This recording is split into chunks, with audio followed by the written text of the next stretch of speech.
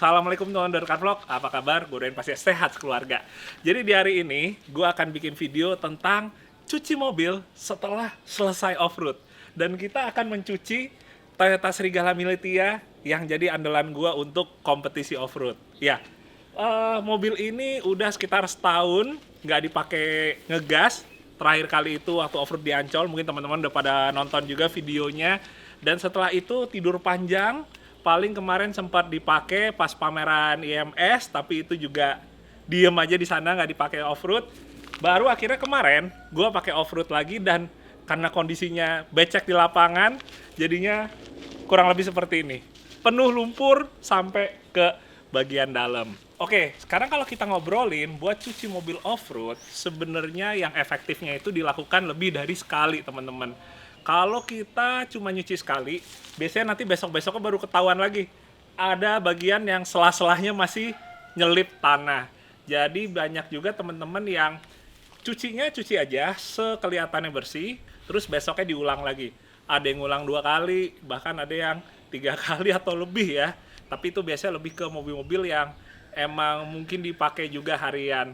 Tapi kalau yang mobil kompetisi, biasanya nggak bener-bener sampai kinclongnya tuh perfect banget teman-teman. Jadi minimal emang udah bersih, habis gitu bagian-bagian yang mungkin kayak perlu kayak dikasih penetran lagi atau perlu digemukin lagi, itu dilakukan supaya dia mungkin nggak jadi kering atau nggak jadi karat dan sejenisnya.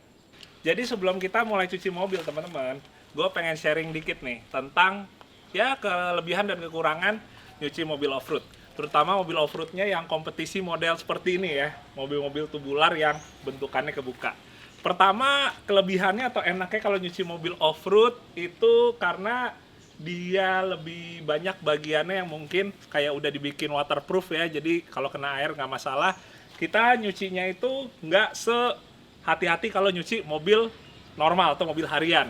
Jadi kayak misalnya bagian mesin atau bagian dalamnya, kayak misalnya contohnya ini ya, di mobil ini kan kebuka nih, ya udah langsung disemprot aja bagian dalam ya teman-teman. Itu relatif sih aman semuanya. Walaupun tetap ada beberapa bagian yang tetap baiknya lagi dibungkusin plastik kalau misalnya masih terbuka. Kayak misalnya ecu punya gua nih ada di sebelah kiri, terus bagian-bagian electrical lainnya. Nah, di satu sisi teman-teman, karena mobilnya terbuka, jadi kalau misalnya kita off-road, ini gampang yang namanya lumpur masuk ke dalam. Nggak ada kaca, jendelanya juga sekedar window net aja, terus bannya juga posisinya keluar, jadi ya pentalan lumpurnya lebih kemana-mana gitu. Jadi di satu sisi emang enak nyucinya tinggal semprot aja, tapi kekurangannya lumpurnya ya atau kotorannya ke mana-mana. Sekarang kalau ngomongin perintilannya ya buat cuci mobil off-road, sebenarnya yang paling ngebedain kita butuh yang namanya mesin steam supaya air yang disemprot tekanannya lebih tinggi ya. Soalnya kita butuh banget buat ngerontokin endapan-endapan atau lumpur-lumpur yang pada nempel di mobil. Jadi mesin steam, terus pastinya pakai spons ya atau busa buat ngelap segala macem, sama semestinya sih sikat ya. Tapi untuk ban, gue sementara kayaknya gue bersihinnya pakai semprotan airnya aja, pakai tekanan airnya. Terus buat sabunnya gue pakai satu aja, sejenis sabun pencuci piring kayak biasanya Sunlight ya. Ini berlaku buat ke body dan lain-lain ya. Paling ini aja sih, simple ini aja. Dan kalau menurut gue pribadi sebenarnya sih kalau sekedar mobil off-road yang kompetisi gini ya, kita nggak perlu bener-bener kayak pakai yang namanya sabun yang terlalu spesifik banget teman-teman. Kenapa? Karena mobil gini kebanyakan tuh stiker dia. Jadi kita sebenarnya bukan nyabunin cat, tapi lebih ke nyabunin stiker yang itu biasanya dalam waktu sebentar juga udah suka ganti lagi gitu. Jadi yang penting ada sabun dan mesin steam ini. Ya udah, bismillah kita mulai ya teman-teman. Lumayan nih, ini udah sore dan gue ngerjainnya sendiri nih. Semoga ya agak lumayan ya bersihnya nih. Oke, kita mulai ya.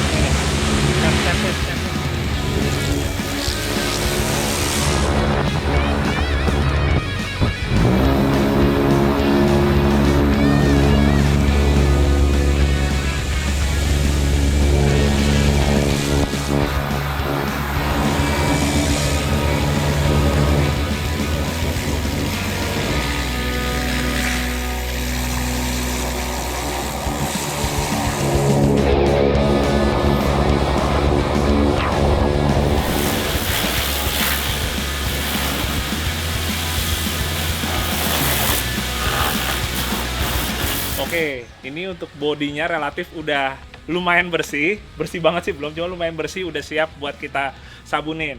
Kalau kayak kaki sih masih mungkin harus tetap berlanjut besok ya untuk pengulangan lagi sampai benar-benar tuntas lumpurnya. Cuma sekarang kita akan nyemprot bagian dalam. Ini dia kayak gue bilang tadi, dia emang ya relatif lebih kayak nggak mikir ya, walaupun bukan berarti kayak semua disemprot. Kita mesti hati-hati buat electrical. Nah, tapi gue akan ganti dulu buat si nozzle-nya pakai yang lebih soft ya, yang nggak terlalu keras banget, jadi muncratnya nggak terlalu parah banget. Oke, kita langsung aja ya.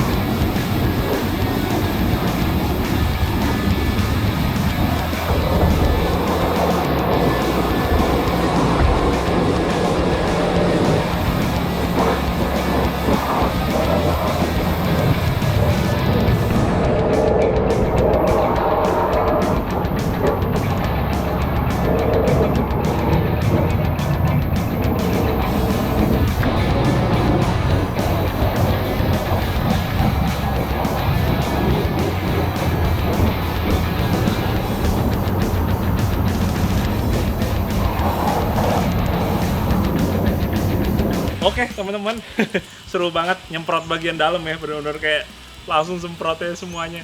Kayaknya mungkin itu juga jadi satu hal yang satisfying kali nonton ya, kayak memuaskan gitu lihat, wah disemprot semuanya, lumpurnya pada mental kemana-mana. Sekarang saatnya kita buat nyabunin, dan kayak gue bilang tadi, gue kalau ini sih kebetulan gue pakai Sunlight. Kalau untuk kayak sponsnya, gue sih cuma ada satu. Kadang-kadang biasanya orang tuh untuk spons atau lapnya nanti ada beberapa kan gitu. Tapi balik lagi, kalau menurut gue pribadi, kalau mobil off-road yang kompetisi ya, mobil balap ya, yang biasanya udah pakai stiker-stiker gini, kita nggak terlalu masalah sama yang namanya baret halus. Karena jangankan baret halus, baret yang bener-bener parah aja atau bahkan sampai penyok pun itu sangat sering terjadi di off-road. Jadi kita nggak terlalu masalah sama baret halus. Jadi ya udah, gue langsung aja nih ya nyabunin pakai spons ini, termasuk juga nanti untuk ban. Oh ya, ini satu belum gue semprot ternyata ya, baru sisi yang lainnya. Dan nanti gue kelarin juga sekalian nyabunin velg sama ya minimal ban sisi sidewall-nya deh gue sabunin. Oke, kita mulai dulu nyabunin teman-teman.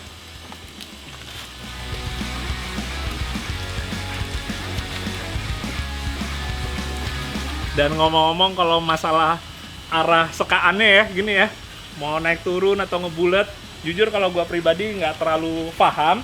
Tapi ya balik lagi nih, kalau di mobil off-road yang buat kompetisi gini, yang penting merata aja ya sabunnya. Soalnya pas sudah kering ini nanti kelihatan banget tuh mana yang belum keseka ya si sponsnya.